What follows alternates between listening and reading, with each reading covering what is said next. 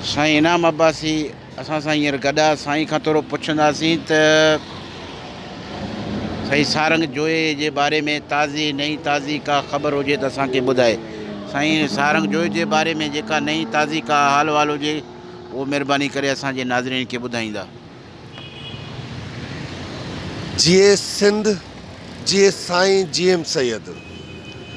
पहिरियां त इहो ॿुधायां त अञा ताईं का ख़बर नाहे आई, पर ख़बर असां ठाहींदासीं, मजबूर असां उन्हनि खे कंदासीं। उन्हनि सिंध सां जहिड़ी रीति वॾेरनि वांगुरु फोरन लुटेरनि वांगुरु विढ़ियो आहे, सिंध जी तज़लील कई आहे, सिंध खे लुटियो फिरियो आहे। असां हाणे सिंध खे, सिंध जे अंदाज़ खे, सिंध जे इज़हार खे, सिंध जे एहतजाज खे, सिंध जे इख़्तिलाफ़ खे नओं अंदाज़ ॾींदासीं। ही जेके 70 सालनि में असां वटि वॾा वॾा तुरम ख़ान पार्टियुनि जा मालिक बणिजी, अमीर तरीन माण्हू बणिजी हिकु ज़िंदगी लग्ज़री लाइफ गुज़ारनि था, ऐं उन्हनि जे करे असां अॼु ही भोॻियूं था।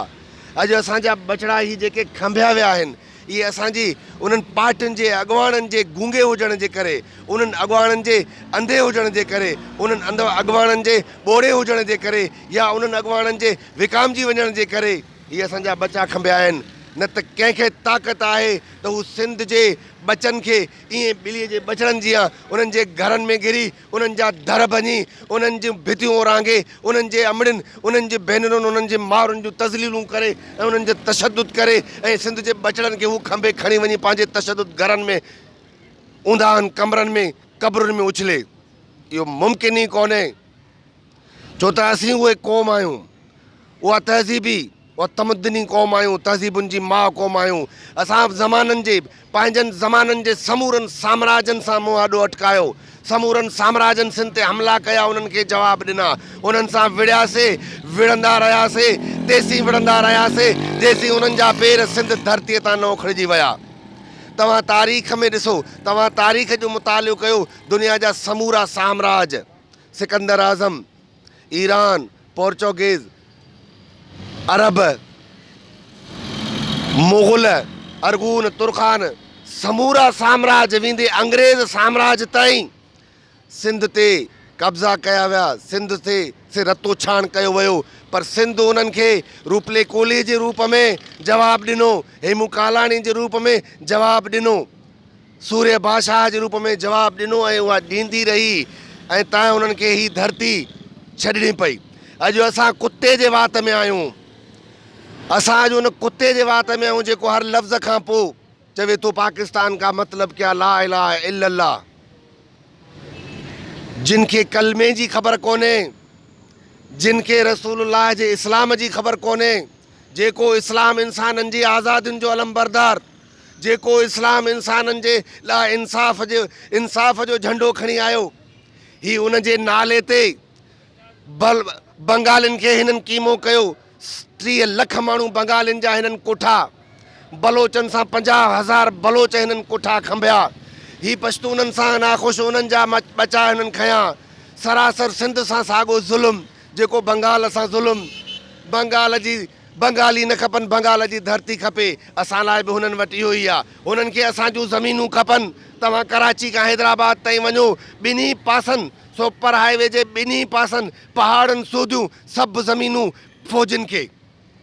सॼो पाणी सिंध जो पंजाब चोरी करे, सीना ज़ोरी करे, छो त बंदूक बरदार उन्हनि जी फ़ौज उन्हनि जे लाइ उन्हनि जी निगहबानी कयूं बीठी आहे, उन्हनि जी वाहिरूं बणी बीठी आहे।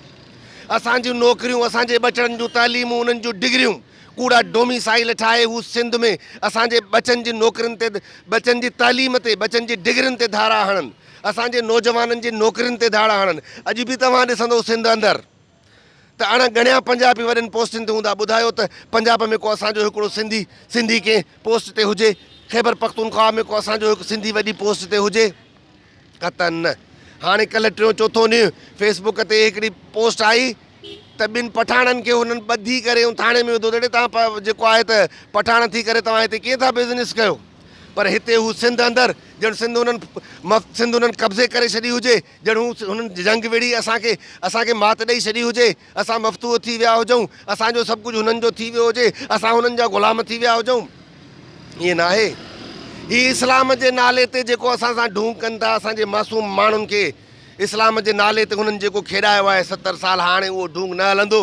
ही बचड़ा जिन जूं गुमशुदगियूं जिन जो पल पल सिंध जी दिलि धड़काए थी। मुंहिंजो दोस्त सारंग, मुंहिंजो आवाज़, मुंहिंजे आवाज़ जो पढ़ाॾो, मुंहिंजी सघ, मुंहिंजो ॿल। मां हिते अकेलो हिन दर ते अची बीठो हुयुमि। सारंग पंहिंजी घरवारीअ सां, पंहिंजनि नियाणियुनि सां अची मूंसां बीठो। मां हिक खां लख बणिजी वियुसि। सारंग जो ॾोह कहिड़ो? सारंग जो ॾोह इंसाफ़ घुरणु। सारंग जो ॾोह त मूंखे ही माण्हू असांजा जेके खंबिया आहिनि तव्हां इहे ॾियो। जे हिननि जो को ॾोह साबित आहे त अदालतुनि में वठी अचो। इहो सारंग जो ॾोह आहे। इस्लामी रियासत है, हर लफ़्ज़ खां पोइ ला इलाहा इल्लल्लाह। माण्हू अची घुरनि इंसाफ़, उन्हनि खे गुम करे छॾनि, उन्हनि खे टुंग परोड़ करे उन्हनि जा लाश उछलियो छॾनि। इस्लाम आहे। इस्लाम जे नाले ते बदनुमा दाग़ आहिनि। ही सॼी दुनिया में इस्लाम खे जेको हिननि ख़राबु कयो आहे उहो हिननि खां अलाह पुछंदो। ऐं ही असांजे मासूम बचड़नि सां जेको ही कहर कलूर कनि था, इहो हिननि खां वक़्तु पुछंदो। मां वरी इहो मुतालबो वरजाईंदुसि। हूअं त मां हिते जॾहिं बैनर खणी बीठो हुउमि त मां चयुमि सिंध जे समूरनि मसइलनि जे लाइ मां अॻुवाणी करण जी कोशिशि कंदुमि। मां सिंध जा सभु मसाइला हल कंदुमि। पर अॼु मूंखे कसम आहे सिंध धरती जो, आउं चवां थो रुॻो सारंग खे असां आजो कयो। जे मां सारंग खे आजो कयो, मां मरण घड़ीअ ताईं बुख हड़ताल ते इन लाइ वेठो आहियां त जे सारंग आजो नथो थिए मुंहिंजी ज़िंदगी में त पोइ मुंहिंजी ज़िंदगी बेकार आहे। इहा कहिड़ी ज़िंदगी हूंदी जंहिंमें असां कुझु बि न करे सघूं, जंहिंमें असां पंहिंजो इज़हार न करे सघूं, जंहिंमें असां पंहिंजो इख़्तिलाफ़ न रखी सघूं, जंहिंमें असां एहतिजाज न करे सघूं। एहतिजाज कयूं त खंभिजी वञूं।